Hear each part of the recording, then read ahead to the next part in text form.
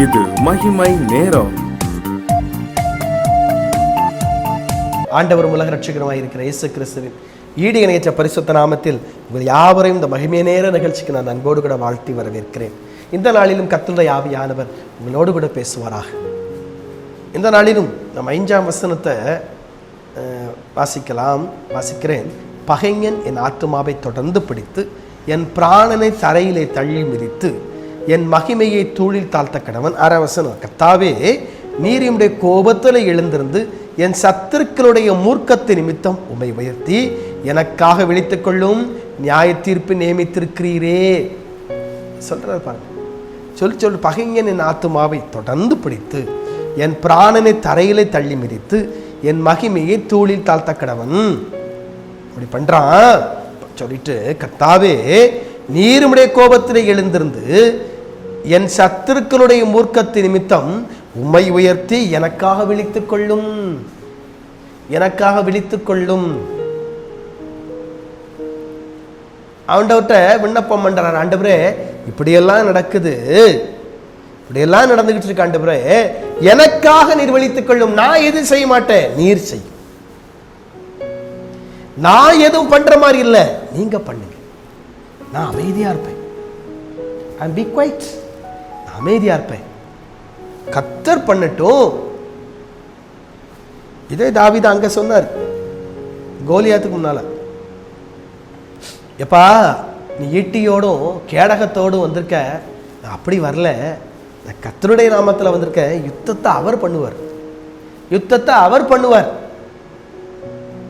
இஸ்ரவேல் ஜனங்கள் பார்த்தீங்க அப்படின்னா அவங்க பாலும் தேனும் ஓடுகிறதான கானான் தேசத்திற்குள்ள கடந்து வரணும். முன்னால எரிகோ இருக்கு, அந்த எரிகோவை அவங்க தாண்டினாதான் உள்ள என்ட்ராக முடியும். யோர்தானை தாண்டி உள்ள வந்துட்டாங்க. அந்த எரிகோ கோட்டை பெரிய கோட்டை, அது அவங்க அதை தாண்டணும். அதை தாண்டினாதான் அவங்க நினைச்ச முடியும், உள்ள நுழைய முடியும். அப்போ யோர்தானை தாண்டி உள்ள வந்தாச்சு. எரிகோவிற்கு அந்த சம பூமியில சம வெளியில யோசுவா அங்கே இருக்கிறார்.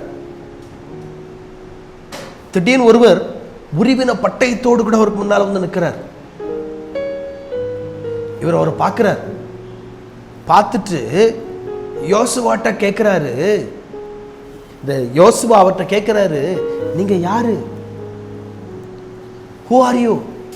நீங்க யாரு? நீங்கள் எங்களை சார்ந்தவரோ எங்கள் சத்துருக்களை சார்ந்தவரோ? நீங்க யாருன்னு எனக்கு தெரியாது. ஏன்னா பெரிய ஜனக்கூட்டம், பெரிய கூட்டம், பெரிய ஜனக்கூட்டம். அதனால அந்த ஜனக்கூட்டத்து ஜனங்கள்ல எல்லாரையும் யோசுவாவால அடையாளம் காண முடியாது.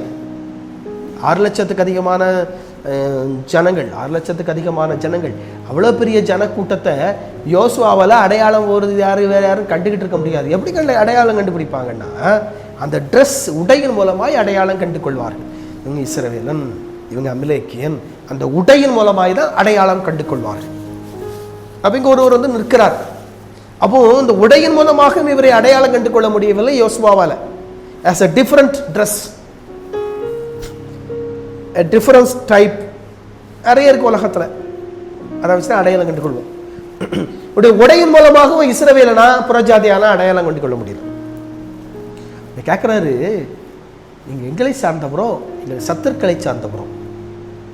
அழகா ஒரு அங்கிருந்து ஒரு ரிப்ளை வருது, இல்லப்பா நான் உன்னை சார்ந்தவன் இல்லை, உன் சத்துருக்களை சார்ந்தவன் இல்லை, கர்த்தருடைய சேனைகளின் அதிபதி, கர்த்தருடைய சேனைகளின். அவ்வளவுதான். உடனே பாதத்தில் விழுற, உடனே முகங்குப்புற விழுற, என்ன சொல்லுகிறீர் எங்களுக்கு சொல்லும், பாதரட்சை கடத்தி போடு, நீ சொல்றத நாங்க கேட்கிறோம். ஏன்னா அவர் சொல்றாரு, இப்பொழுது கர்த்தருடைய சேனையின் அதிபதியாய் வந்தேன். ஏன்னா யுத்தத்தை நடப்பிக்கிறதுக்கு வந்துட்டார், அவர் தான் போனோம். இந்த எரிகோவின் மதில வீழ்த்தணும்னா அதுக்குள்ள இஸ்ரவேல் ஜனங்கள் போனா இவங்க முயற்சி பண்ணி போக முடியாது, அவர் எழுந்து வரணும். ஏன்னா அவங்களுக்கு ராஜா கர்த்தர், கர்த்தர் தான் உங்களுக்கு ராஜா. மோசே அந்த காலத்துல யுத்தத்துக்கு யார் போவாங்கன்னா ராஜாக்கள் போவாங்க. பைபிள்ல பாத்தீங்கன்னா தெரியும், ராஜாக்கள் யுத்தத்திற்கு போகக்கூடிய காலம் அப்படின்னு ஒரு காலம் உண்டு. அந்த காலத்துல எல்லா ராஜாவும் யுத்தத்துக்கு போவான். ராஜா தான் கூட்டிட்டு போனோம். பின்னால பார்த்தீங்கன்னா இஸ்ரவேல் ஜனங்கள் ராஜாவானு கேட்கும்போது ராஜா ஜனங்கள் எல்லாம் யுத்தத்துக்கு கூட்டு போறாரு. ராஜாக்கு பின்னால் தான் ஜனங்கள் யுத்தத்துக்கு போறாங்க. அப்போ இங்க யுத்தத்தை நடப்பிக்கும்படியா கர்த்தருடைய சைனியின் அதிபதி வந்து நிற்கிறார். அவர் சொல்றார், அப்படியே கேட்கிறார், எரிகோவின் மதில்கள் தானா விழுந்துட்டு உங்க வாழ்க்கையில சத்துரு உங்களை கீழே தள்ளி தரையோட உங்களை நசுக்கி உங்களை எழுப்ப விடாம பண்றதுக்கு முயற்சி பண்றானா, டோன்ட் வரி, பி ஹாப்பி. உங்களை தரையோட தள்ளி மிதிக்க முடியாது, சத்துருவால முடியாது. ஏன் முடியாது?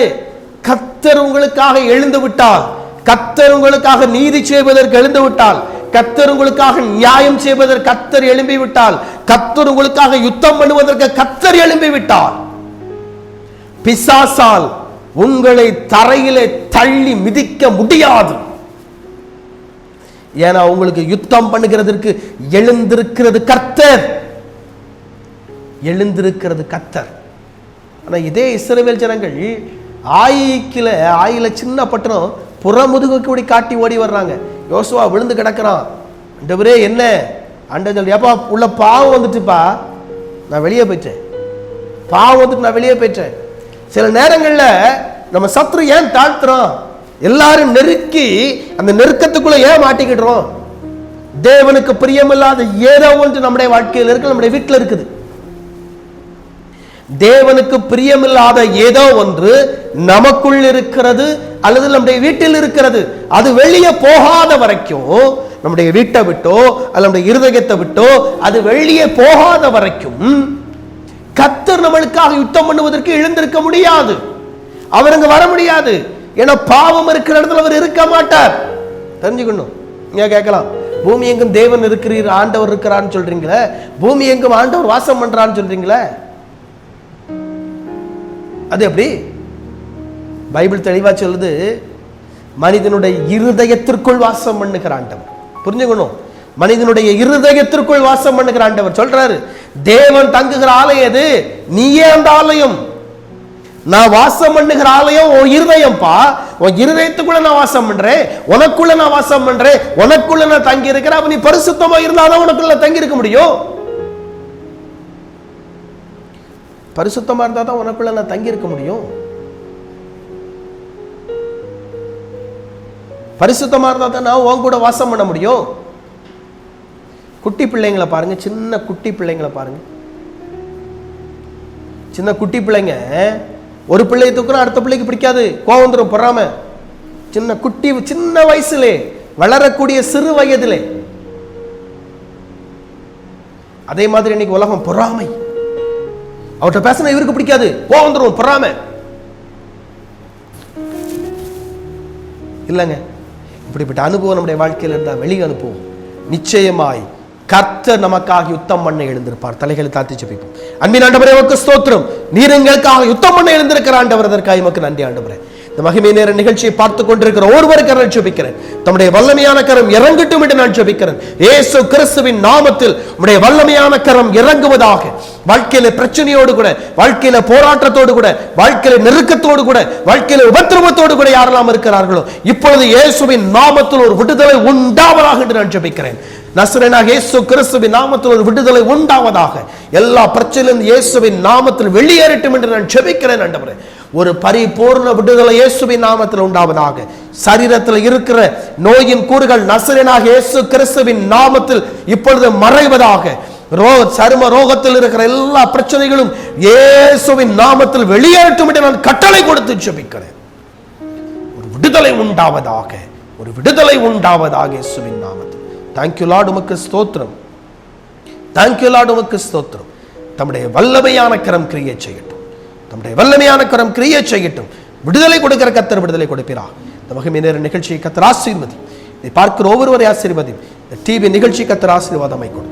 இயேசு கிறிஸ்துவின் நாமத்தில் ஜெபிக்கிறேன் பிதாவே, ஆமென்.